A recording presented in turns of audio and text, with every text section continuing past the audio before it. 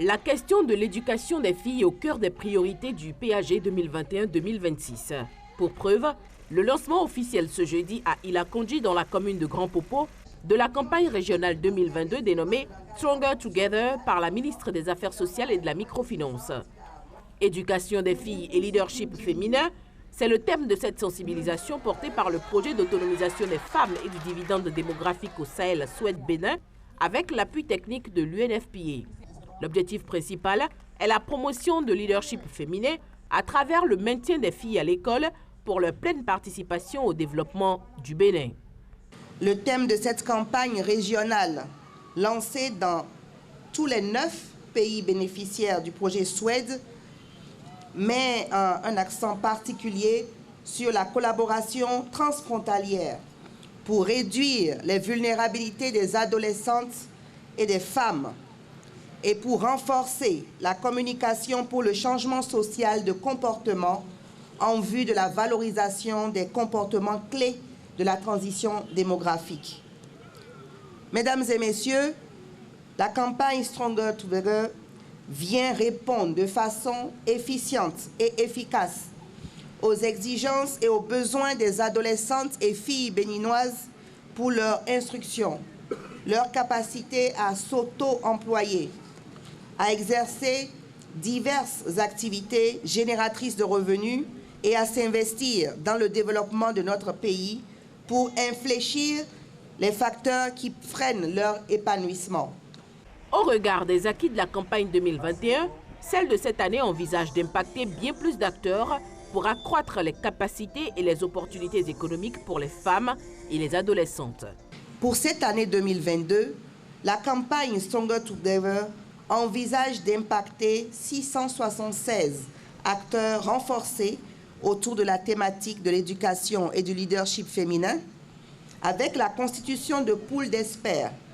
relais, coachs, mentors, communautaires, pour divers usages.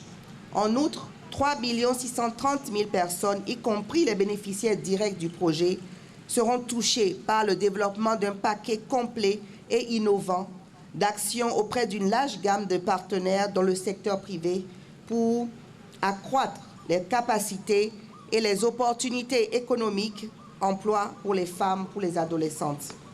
12 forats de mobilisation des communautés sur les actions phares du projet Suède et les réalisations ainsi seront organisées. Les activités de cette campagne s'étendront sur 4 mois et tous les acteurs de la société sont appelés à s'investir d'une manière ou d'une autre pour la réussite de cette campagne au Bénin. Chères populations, mesdames et messieurs, je vous prie donc de prêter grande attention aux sages conseils de Madame le ministre et sa suite et de faire de vous-même des ambassadeurs de cette juste et noble cause afin que nous puissions améliorer et entretenir la veille autour des questions cruciales liées à cette activité de sensibilisation de masse telles que la scolarisation et le maintien des filles à l'école jusqu'au moins à la fin du cycle secondaire, l'accès à l'emploi, aux opportunités économiques et aux instances de prise de décision, l'accès aux services de santé reproductive et à la planification familiale, l'accès aux dispositions, aux voies et moyens pour lutter contre les violences basées sur le genre et les mutilations génitales féminines. Je ne saurais terminer sans vous exprimer une fois encore toute ma gratitude et tenir la fausse promesse qu'une chaîne de solidarité sera organisée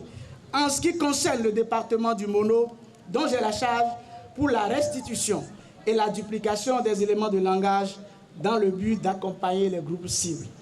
Le projet Suède, faut-il le rappeler, vise notamment à accélérer la réalisation des droits et du plein potentiel des adolescentes et des adolescents des 9 pays bénéficiaires pour soutenir les enjeux, les défis liés à la croissance économique et aux indicateurs du dividende démographique.